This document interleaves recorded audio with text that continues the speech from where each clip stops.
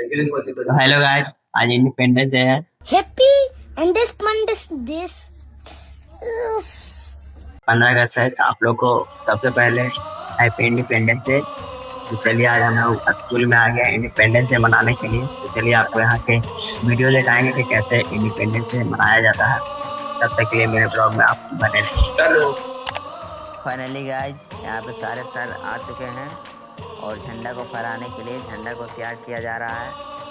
और यहाँ पे जितना भी लिखा हुआ लोग है ना गाइस, ये सब हम खुद लिखे हैं। और ये वाला चित्र सर पा रहे हैं। तो फ्लैग को फहराने के लिए अब फ्लैग में फूल डाला जाएगा और बहुत सारे फूल यहाँ पे हमारे सर डाल रहे हैं। तो अब सारे फूल फ्लैग में डाल दिया गया है। अब फ्लैग को अच्छी तरह से फोल्ड किया जाएगा और हमारे सर फ्लैग को अच्छी तरह से फोल्ड कर रहे हैं।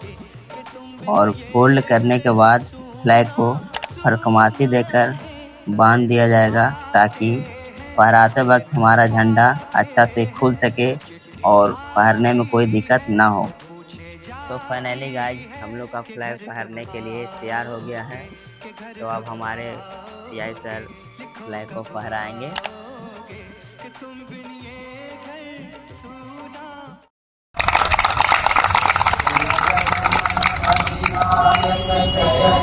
भारत भाग्य विधाता, पंजाब सिंध गुजरात मराठा, द्राविड़ उत्कल बंगा, विंध्य हिमाचल यमुना गंगा, उच्चय जगति तरंगा।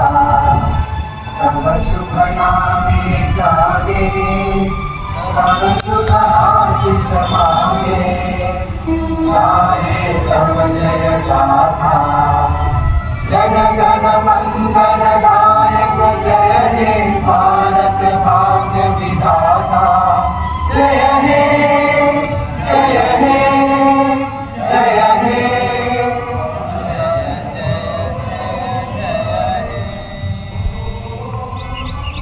वंदे वंदे भारत माता की जय, भारत माता की जय। तो अब हम लोग का फ्लैग फहर गया है गाइस। तो अब हमारे सभी सर एक एक करके अपनी बातों को रखेंगे कि हम लोग कैसे आज़ाद हुए, किसने आज़ादी दिलाई हम लोग को, इसके बारे में सर बताएंगे। इंडिपेंडेंस डे हम लोग खुशी मना रहे इसलिए कि हमारा देश आज़ाद हुआ। हम लोग आज़ाद हुए, बोलने की आज़ादी, रहने की आज़ादी, खाने चलने फिरने, एजुकेशन, ये सब आज़ादी मिली हमको अंग्रेजों से लड़ाई लड़ने के बाद। और आज हम लोग 80वां स्वतंत्रता दिवस मना रहे हैं। उसके बाद हमारा भारत का संविधान आया और उस संविधान में सभी को हक बराबरी कर दिया गया। तो अब मैं अपनी बात को खत्म करते हुए मैं अपने ग्रुप निदेशक प्रदीप सर को मैं देना चाहता हूँ। तो अपनी दो बातों से बच्चों को अपना आह्वानित करें और मोटिवेशन करें कि आप क्लास क्यों आए और क्या आने तक है। प्रदीप सर इतना जोरा करें।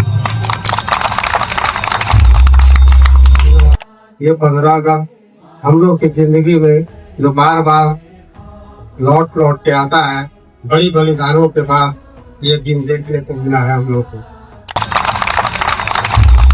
मैं डॉक्यूमेंट सिविल का निदेशक हूँ, तो मैं उससे जुड़ी कुछ जानकारी साझा करता हूँ। डॉक्यूमेंट सिविल जैसे कि जो भी आप देख रहे हैं, जो भी मानव निर्मित चीज़ है, चाहे वो सड़क हो, पुल हो, रेलवे लाइन हो, आप ये बिल्डिंग देख रहे हैं या टाटा टेक का बिल्डिंग देख रहे हैं, किसी प्रकार की जो मानव निर्मित है, वो सब का ड्राइंग कहीं ना कहीं DMC के डॉक्यूमेंट सिविल जो किया हुआ है उसके थ्रू ही जाएगा। तो ये बहुत ही किसी भी प्रकार कहीं भी कुछ भी अगर बड़ा कुछ हो रहा है या छोटा घर बन रहा है, तो उसमें आपका योगदान रहेगा और इसमें आपको गर्व महसूस होना चाहिए। जैसे सड़क ही है, तो सड़क एक बहुत माध्यम है जिसे जोड़ने का, जिससे प्रगति होता है, तो उसमें आपका भी योगदान रहेगा, इससे आपको गौरव महसूस होना चाहिए। ठीक है। स्वतंत्रता दिवस की बधाइयाँ। हम लोग आज़ाद हो गए हैं, लेकिन क्या हम सच में आज़ाद हैं? आप लोग गौर कीजिएगा, क्या तकनीक के मामले में हम लोग अभी बाकी देशों के उसके गुलाम नहीं है? Yes sir. हम लोग स्वतंत्र हैं इस मामले में। हम लोग तकनीक लेने के लिए अमेरिका के पास जाना पड़ता है, किसी और देश के बारे में। अभी इसीलिए मोदी जी ने अभी खास करके ITI को और कौशल विकास को काफी जोर दिया है, ताकि हम लोग जो है रियल में तकनीक के मामले में सेल्फ डिपेंडेंट होकर जाए, रियल आजाद आए।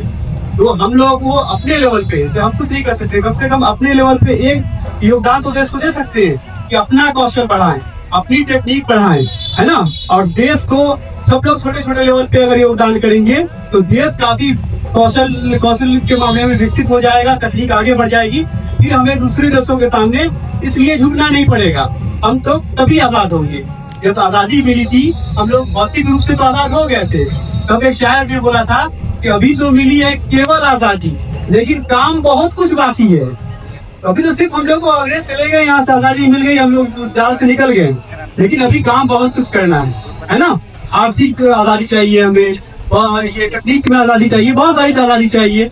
तो इसलिए हम लोग अपने बच्चों को बोलेंगे और अपने लेवल पे भी मेहनत करते हैं, करना चाहिए। आप लोग भी जो है खूब मेहनत करें और तकनीक के मामले में कम से कम इंडिया को काफी आगे बढ़ाए। चाइना को देखिए, इसी तकनीक के मामले में छोटे मोटे कौशल को विकास करके वो कितना आगे चला गया, बच्चा वहाँ प्रोडक्ट बना रहा है। तो हम लोग यहाँ कहीं क्यों कर रहे हैं, इसीलिए तो अपने रोजगार पा सकते हैं। ठीक है, तो हम लोग इस 80वां गणतंत्र दिवस पे ये प्रण लें कि हम लोग तकनीक में अपना योगदान भारत को देंगे। ठीक है, यस सर।